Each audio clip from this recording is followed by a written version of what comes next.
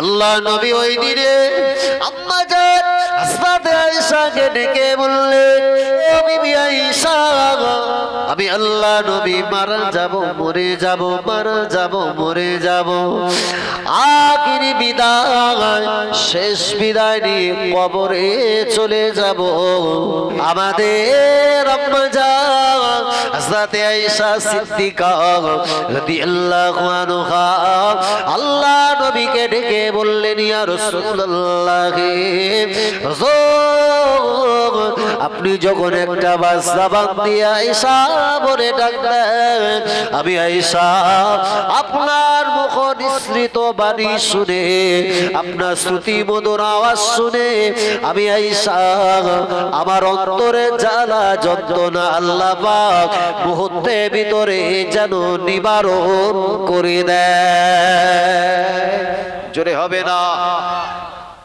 ইয়া রাসূলুল্লাহ, হুজুর আপনি শুধু একটাবার আয়েশা বলে, ওই আয়েশা বলা আওয়াজ আমার কানে শুনলে ওই আওয়াজ দিয়ে আমার অন্তর ঠান্ডা হয়ে যায়। একবার জোরে বলে।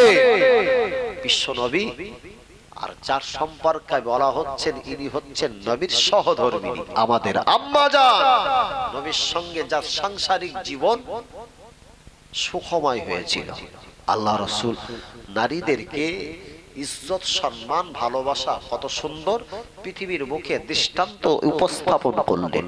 নবী ধমকি দিয়ে, হুমকি দিয়ে কোন দিনের জন্য আম্মাজান আয়েশাকে আল্লাহ রাসূল শুধু আয়েশা নয় অন্য বিবিদেরকেও ডাকতেন না। একবার জোরে বলে।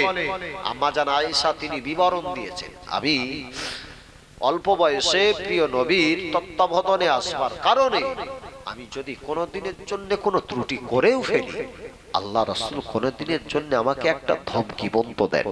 একবার জোরে বলে। সে আম্মা জান হযরত আয়েশা বলছেন, হুজুর আপনার মুখের আওয়াজ শুনলে কলিজা ঠান্ডা হয়। শুধু একবার আয়েশা বলেন, হে বাবা, আমরা তো সাংসারিক জীবনে বাপ ঠিকঠাক করে আসি, তো স্বামী মাঠে নাঙল চড়াচ্ছিল, ওখানতে বাড়িয়ে এসে বেলা একটু গড়িয়ে মানে পশ্চিম আকাশে ঢলেছে, ওর আর মাথায় ঘামাচ্ছে না, বাড়ির উঠোনে শুধু পা রেখে এবার হাঁক শুরু করেছে, করে কোথায় গেলি, এভাবে যে হাঁক মেরতেছ না, মানে এত সময় পর্যন্ত মাঠে যে নাঙ্গল চড়াচ্ছিল ও বেগ বলো এখনো যায়নি রে বাবা। হ্যাঁ, ওর জন্যে বাড়ি এসে গিন্নিরে ডেকতেছে। আর প্রিয় নবীর জীবদ্দশায় আম্মা জান আয়েশা বলে, নবীর জবানের আওয়াজ শুনলে আমার কলিজা ঠান্ডা হয়। আমার বাড়ির বিবি বলে, এত সময় ছিল না বাড়ি, বেশ ঘরটা ঠান্ডা ছিল, এই এসে তো আগুন জ্বলা শুরু হয়েছে। মানে আমার স্বামীর মুখের এত সুন্দর আওয়াজ শুনে এর কলজায় যেন দাও দাও করে আগুন জ্বলতেছে রে বাবা। আহা, তবে এদিককার চাচারা, এদিককার ভাইয়েরা খুব ভালো নম্রতার সঙ্গে ডাকে, বলে যা বলিছি এই থানা পার করে ওই পাশের থানার দিকের লোকেরা, বুঝো। আম্মা জান আয়েশা আল্লাহ রাসূলকে বললেন, ইয়া রাসূলুল্লাহ, হুজুর আপনি আমার কাছে কিছু চান? আল্লাহ নবী ওই দিনে আম্মা জান হযরত আয়েশাকে ডেকে বললেন,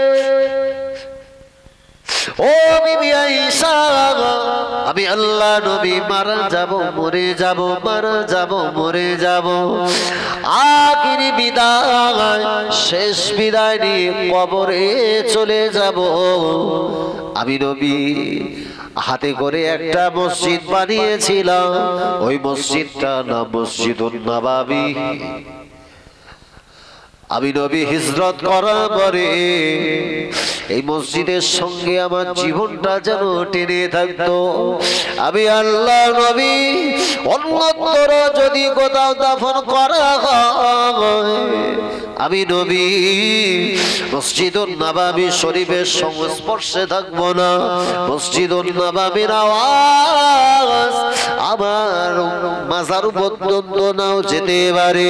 তাই আমি নবী আমার মনের বড় ইচ্ছা, আমার মনের বড় বাসনা, তোমার যে মূলত থাকবার ঘর, তোমার যে বাসস্থান, তোমার হুজরা মুবারক, ওটা মসজিদে নববী শরীফ থেকে পাশাপাশি জায়গাতে। তাই আমি নবী আমার মৃত্যুর পরে, আমার ওফাতে পরে ওই জায়গাটা তুমি কি আমার দাফনের জন্য দিয়ে দেবে? আল্লাহ নবী কথাটা শুনবা পরে আম্মা জানে তো কান্না কাঁদে। আল্লাহ নবীর চেহারার দিকে তাকিয়ে আম্মা জান বললেন, ইয়া রাসূলুল্লাহ, হুজুর বেয়াদবি নেবেন না, এমন ভাবে কষ্ট দেবেন না।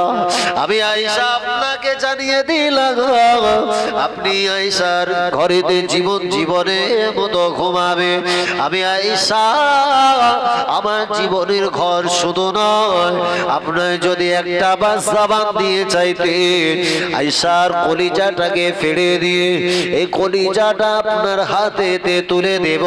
ইয়া রাসূলুল্লাহ, ইয়া হাবিবাল্লাহ, হুজুর আমি আখিরে আপনার বিদায়ী দাবি, আমি আপনার দাবিটাকে মেনে নিয়ে আপনার ওফাতের পরে, আপনার ইন্তেকালে পরে ওই জায়গাটাকে আপনার জন্য মাজার বানিয়ে দেব। জোরে বলে, আরো জোরে বলে। আল্লাহ রাসূল যখন আম্মাজানের কাছে চেয়েছে, আম্মাজানের মনটা যেন ঠান্ডা হয়ে গেল। আল্লাহ রাসূল আমার ঘরেতে শোবে, তাম বিশ্বের মানুষের কাছে আমার নবীর সম্মান ইজ্জত আছে না নাই? আমার নবীর মাজারে আদাহাত গোটা বিশ্বের মুসলমানেরা দেখতে যায় কি যায় না? কেননা আল্লাহ রাসূল বলেছিলেন, আল্লাহর নবী পাক জবানে বলেছিলেন, আল্লাহ নবী পাক জবানে ঘোষণা দিলেন, মান যারা কবরি ওয়াজাবাত লাহু শাফাতি।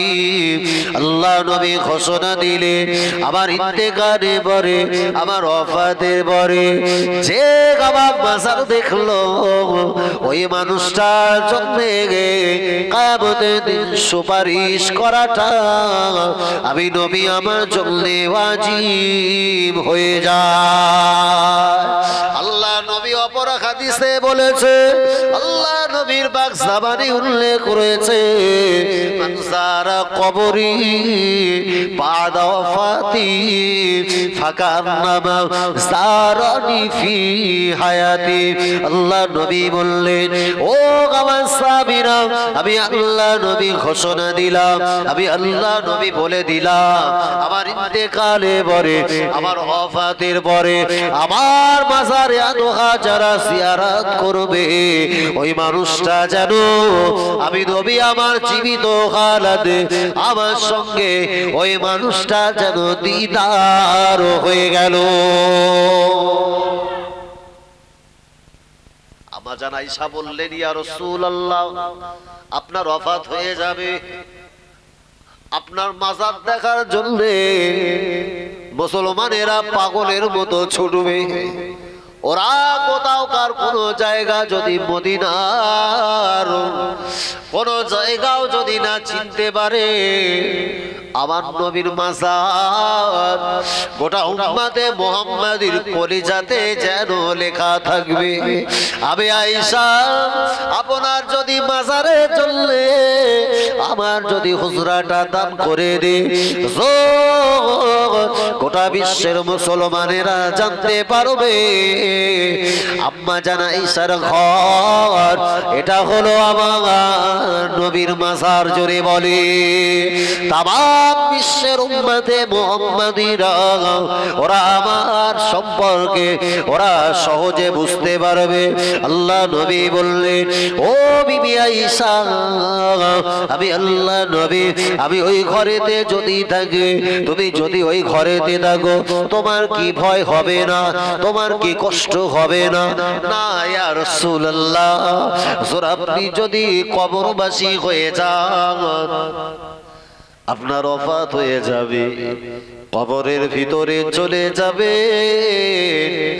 আপনি ওই ঘরেতে যদি থাকেন, আপনি যদিও দুনিয়া জমিনের গহ্বরে থাকেন, আপনি যদি কবরের নিম্নভাগ তথা মাটির তলদেশে থাকেন, তথাপিও আমি আয়েশা আপনার জীবিত হালাতে যেভাবে আপনি ঘরের ভিতরে থাকলে আমার নিজেকে যেমন নিরাপত্তা মনে করতাম, আপনি যদি ওই কবরের ভিতরে থাকেন তেমনই ভাবে আমি আয়েশা ততটাই নিজেকে আত্মরক্ষা এবং নিরাপত্তা হিসাবে মনে করব। জোরে বলি, আরো জোরে বলি। আপনি আমার ঘরে থাকবেন ইয়া রাসূলুল্লাহ, পৃথিবীর বুকে আপনার মতো একটা মহামানবকে যদি ঘরে আমার জীবনের আখিরি তার জীবনের শেষ ঘুমটা যদি আমার ঘরে ঘুমায়, এর চাইতে খুশনসিবের কি হতে পারে? আপনি আমার ঘরেতেই থাকেন। আল্লাহর নবী বিশ্ব নবী ওই দিনে আমার জানা আয়েশাকে বললেন, আয়েশা আমি নবী, আমার শরীর দুর্বল হয়ে যাবার কারণে মসজিদুন নববীতে যেতে পারি না, চলে যাও। তোমার আব্বাজান জনম জনমের মতো তোমার আব্বাজান পৃথিবীর হায়াতে জিন্দেগিতে আমি নবী আমার ইন্তেকালের আগে ওফাতের আগে আমার এই স্থলাভিষিক্ত যে জায়গায় দাঁড়িয়ে আমি নবী নামাজ আদায় করতাম, ওই জায়গাতে তোমার আব্বাকে মুসলমানদের পিছনে রেখে নামাজ আদায় করার আদেশ দিয়ে দিলাম। একবার জোরে বলে। আবু বকরের কাছে কানে সংবাদ পৌঁছে গেছে, আবু বকর আসবে না কেন? বেঁচে থাকতে নবীর পিছনে নামাজ পড়া এর চাইতে খুশনসিবের আর কিছু নয়। একবার জোরে বলে। ও আল্লাহ বাগে বাংলারা, আল্লাহ নবী বিশ্ব নবী আমার নবীর ইন্তেকাল হয়ে গেল। আহারে আমার নবীর ওফাত হয়ে গেল। আল্লাহ নবীর ইন্তেকালের সংবাদ মদিনার চতুর্দিকে ছড়িয়ে পড়েছে। আর নবী নাই, নবীর ইন্তেকালের সংবাদ শোনা পরে আবু বকর সিদ্দিক রাদিয়াল্লাহু আনহু গুটি গুটি গুটি গুটি ভাই আল্লাহ নবীর নিকটে চলে এলো। লক্ষ্য করে দেখে নবীর লাশ মোবারক কানো একটা চাদর দ্বারা আবৃত করা। আবু বকর সংবাদ পাওয়ার সাথে সাথে আস্তে আস্তে ছুটে ছুটে আল্লাহ নবীর নিকটে দাঁড়িয়ে গেল। ওই সময় আবু বকর একটা বাস জবর দিয়ে চিৎকার মেরে আওয়াজ দিলেন, ইয়া রাসূলুল্লাহ, ইয়া হাবিবাল্লাহ, হুজুর আপনি ছেড়ে চলে যাবেন না।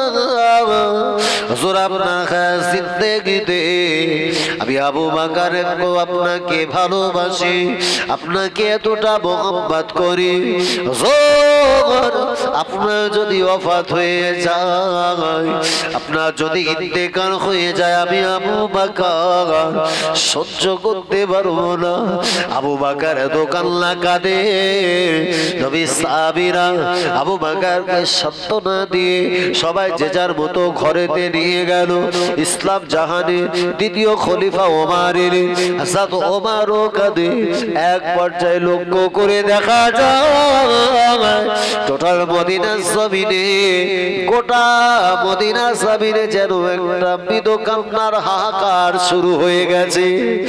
আল্লাহ নবীর ওপর একজন সাহাবা, ইসলাম জাহানে আমার নবী ওই মদিনা মসজিদের নববী যাকে মুয়াজ্জিন বানিয়ে দিয়েছিলেন, ওই হাবশী বেলাল রাদিয়াল্লাহু আনহু আমার নবীর ইন্তেকালের সংবাদ পেয়েছে।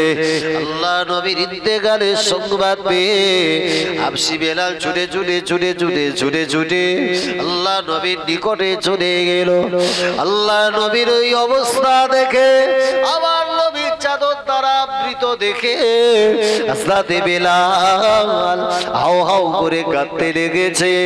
ইয়া রাসূলুল্লাহ, ইয়া হাবিবাল্লাহ আর কি বেলাল বলে ডাকবেন না জোরা আখিরি বিদায় শেষ বিদায় দিয়ে জোরা আপনি আমাদের ছেড়ে চলে গেলেন গো ইয়া রাসূলুল্লাহ আপনি তো মদিনা মসজিদুল নববীতে আমাকে মুয়াজ্জিন বানিয়েছিলেন আল্লাহ নবী আপনি বলেছিলেন ও বাবা বেলাল আমি আল্লাহ নবী তোমাকে মদিনা মসজিদে নববীর মুয়াজ্জিন বানিয়ে দিলাম ইয়া রাসূলুল্লাহ আপনি কবরে চলে যাবে আমার মদিনা মসজিদে নববীতে আযান দেব আমি বেলাল সহ্য করতে পারবো না আল্লাহ নবী সাহাবী হযরত বেলাল এত কান্না কাঁদে এতটা নাজারি করে আপসি বেলাল রাদিয়াল্লাহু আনহু চোখের কোণা দিয়ে ফোঁটা ফোঁটা ফোঁটা ফোঁটা পানি গড়িয়ে যায় আল্লাহ নবীর চেহারার দিকে তাকিয়ে এত কান্না কাঁদে বলতে থাকে হুজুর ইয়া রাসূলুল্লাহ ইয়া হাবিবাল্লাহ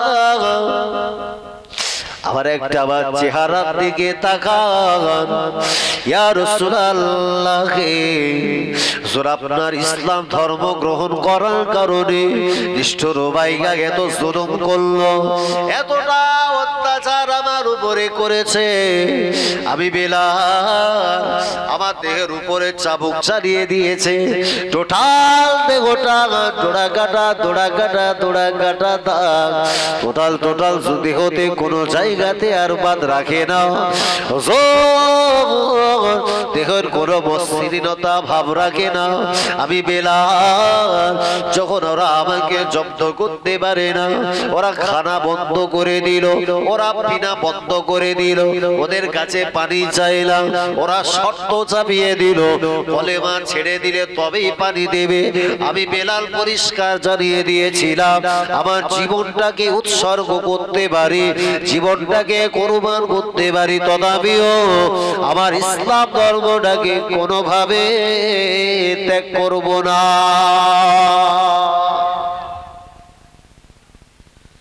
আমার চেহারা দোড়া কাটা দা আপনি আমাদের ছেড়ে চলে যাবে আমি বেলাল সহ্য করতে পারি না গো এই দেখে আবার জাবান তোতলা হওয়ার কারণে মদিনার অনেক সাহাবা ওরা আমার আসারের বিরোধিতা করেছিল কেননা নিষ্ঠুর মাইয়া আমার জিহ্বাটা টেনে ওই জিহ্বার উপরে একটা পেরেক মেরে দিয়েছিল যে জায়গায় পেরেক মেরেছিল ওই জায়গাটা কিছু মাংস ওখানে উৎপত্তি তৈরি হয় ওখানে উৎপন্ন হওয়ার কারণে ওই জায়গাটা মোটা ভাবে এসে গেল আমি বেলাল সুন্দর করে কথা বলতে পারতাম না ইসলামের জন্য জীবনের তরে তোতলা হয়ে গেলাম ইয়া রাসূলুল্লাহ আপনি আমাদের ছেড়ে চলে যাবেন না আল্লাহ নবী সাহাবীরা হাবশী বেলালকে সান্ত্বনা দিলেন নবী সাহাবীদের ওই অবস্থাতে লক্ষ্য করে দেখা যায় টোটাল মদিনার জমিনে মসজিদে নববী শরীফে নবী সাহাবীরা এক পর্যায়ে দেখা যায় যেন সবাই অজ্ঞান সেন্স আউট হয়ে পড়ে রয়েছে নবীর শোকে শোকাহত আল্লাহ নবীর গোসল হলো আবার নবীর জানাজার নামাজ সবাই একাকিত্বে আদায় করে আল্লাহ নবীকে দাফন করে দেবে আবু বকর সিদ্দিক রাদিয়াল্লাহু আনহু আল্লাহ নবীকে জীবনের তরে বিদায় দেবার সময় আবার নবীকে কবরে শুইয়ে দিয়েছে বাবাজি হাবশী বেলাল রাদিয়াল্লাহু আনহু উপরে দাঁড়িয়ে আবু বকর নিচে নামলেন আবু বকর সিদ্দিক রাদিয়াল্লাহু আনহু ওই সবাগে আল্লাহ নবীর উদ্দেশ্য করে কবর ছেড়ে যখন উঠে আসবে ওই সবাই আবু বকর আল্লাহ নবীকে তাকিয়ে বললেন ইয়া রাসূলুল্লাহ সূরা আখিরি বিদায় আর দেখা হবে না। হুজুর আপনি আজ থেকে আমি আবু বকর আলাদা হয়ে গেলাম। যতদিন পৃথিবীর জমিনে ছিলেন আপনি আমার সঙ্গে সর্বক্ষণের জন্য ছায়ার মতো থাকবে। আপনার বিরহ আমি আবু বকর সহ্য করতে পারি না। আলবিদা আলবিদা আলবিদা।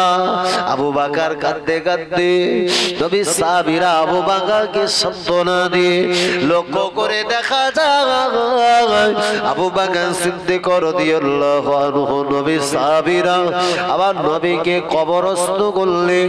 আল্লাহ নবীকে দাফন করবা বলে এক পর্যায়ে গভীর রাত, ওই নিশুতি রাতে আবু বকর সহ নবীর অন্যান্য সাহাবীরা রাতের বেলা ঘুমাতে যাবে। সবাই বিছানাতে পিঠ লাগালে রাতের বেলা ঘুমাবে, আবু বকর ঘুমাতে পারে না। কেননা নবী আছে কবরের তলদেশে, আমি আবু বকর আমি আছি উপরেতে, হবে না। আবু বকর এত কান্না কাঁদে নবীর বিরহে, আবু বকর সহ্য করতে না পেরে উনি ওই সময় বিছানা থেকে আলাদা হয়ে গিয়ে আল্লাহ নবী বিশ্ব নবী হুজুরের মহব্বতে মদিনার অলিগলি গোলাম হুজুর আমার গভীর রাতে ঘুরে বেড়াতে লাগলে এক পর্যায়ে দেখা যায় আল্লাহ নবী সাহাবী আবু বকর ওই নিশুতি রাত গভীর রাতে উনি লক্ষ্য করে দেখে কে যেন গুটুলি গাটুলি দিয়ে সামান পত্র দিয়ে আমি আবু বকর আমার সামনে গিয়ে আসে। আবু বকরের অন্তরে কৌতূহল হলো, এত গভীর রাত নিশুতি রাতে কে গাটুলি গুটুলি গুছিয়ে দিয়ে মদিনার রাস্তায় একাকিত্বে চলাফেরা করে।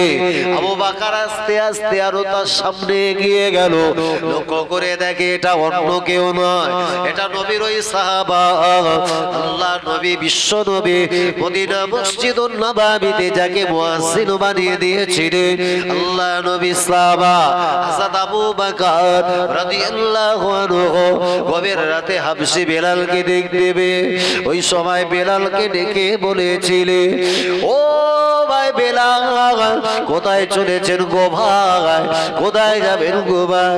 হযরত বেলাল বললে, ওগো নবী সাহাবী আবু বকর আমি বেলাল চিন্তা করে নিলাম, অন্তরের ভিতরে একটা প্রতিজ্ঞাবদ্ধ হয়ে গেলাম, মদিনার জমিন ছেড়ে দিয়ে আমি পার্শ্ববর্তী কোনো একটা দেশে চলে যাব। কেন না এ মদিনার জমিনে থাকবো, মদিনার সমস্ত মানুষগুলাকে দেখবো, মদিনার গাছপালা দেখবো, মদিনার অট্টালিকা প্রাসাদ পালাখানাগুলা দেখবো, কিন্তু আমি বেলাল আল্লাহ নবীকে দেখতে পাবো না, আমার অন্তরটা সহ্য করতে পারবে না।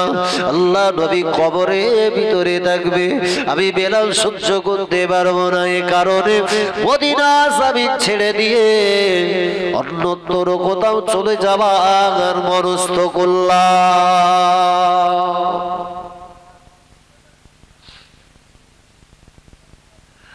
আবু বকর সিদ্দিক রাদিয়াল্লাহু আনহু হযরত হাবশী বেলালকে ডেকে বললেন, ভাই বেলাল তুমি চলে যাবে, একটা বার তো বলো।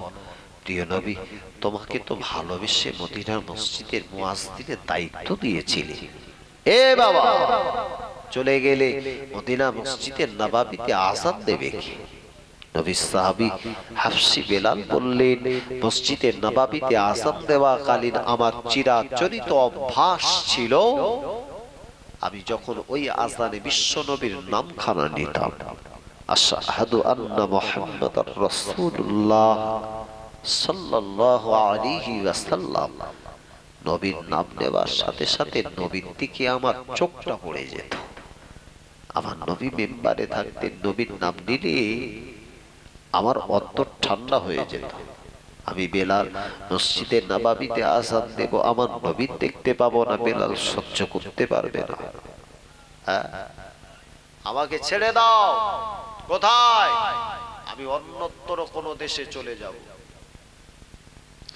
ওই সবাই হযরত আবু বকর রাদিয়াল্লাহু আনহু হাবশী বেলালকে ডেকে বললেন, ও ভাই বেলাল, ও ভাই বেলাল, চলে যদি যাও আর কি মদিনাতে আসবে না। হাবশী বেলাল বললেন, ভাই আবু বকর, নবীকে ছেড়ে কিভাবে থাকতে পারি, চলে যাব আবার মদিনাতে, আল্লাহ যদি চায় মদিনা সাবিরে চলে আসবো বাবাজি। আল্লাহ নবী সাহাবী হাবশী বেলাল রাদিয়াল্লাহু আনহু 1 তারিখে আল্লাহ নবী সাহাবী বেলাল ওই মদিনা সাবির ছেড়ে দিয়ে আল্লাহ নবী বিশ্ব নবী সাহাবা পারস্যের উদ্দেশ্যে রওনা হলেন। একদিন, দুদিন, 4 দিন, কয়েকটা দিন অতিবাহিত হয়ে গেল। হঠাৎ করে বেলাল আল্লাহর বিশ্ব নবী আল্লাহ নবী সাহাবী বেলাল রাদিয়াল্লাহু আনহু লক্ষ্য করে যেন দেখে ওই আল্লাহ নবী বিশ্ব নবী হঠাৎ করে পারস্যের জমিনে স্বপ্ন যোগে আমার নবীর সঙ্গে হাবশী বেলালে যেন আল্লাহ দিদার নসিব করে দিয়েছে। জোরে হবে না? আমার নবীকে দেখবা পরে হাবশী বেলাল এত কান্না কাঁদে, এতটা নোনাজারি করে। আল্লাহ নবী সাহাবী বেলাল রাদিয়াল্লাহু আনহু ওই দিনে আল্লাহ নবীকে দেখে সালাম দিলেন, আসসালামু আলাইকা ইয়া রাসূলুল্লাহ, আসসালামু আলাইকা ইয়া হাবিবাল্লাহ, আসসালামু আলাইকা ইয়া খায়র খালকিল্লাহ, আসসালামু আলাইকা